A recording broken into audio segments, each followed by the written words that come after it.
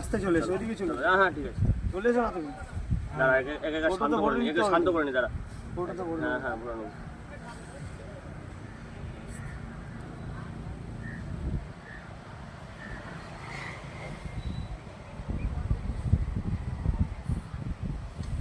ভিডিওটা হচ্ছে তো। চলো।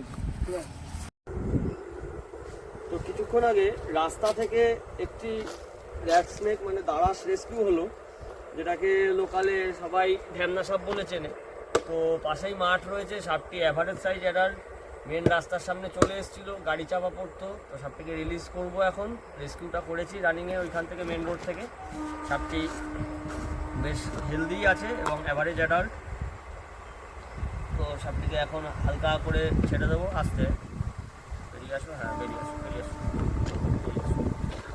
পাশে মাঠ আছে, রাইস ফিল্ড। এদিকে যাই,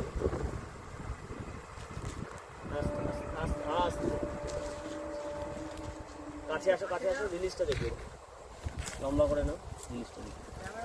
ছাতা বেরিয়ে গেল।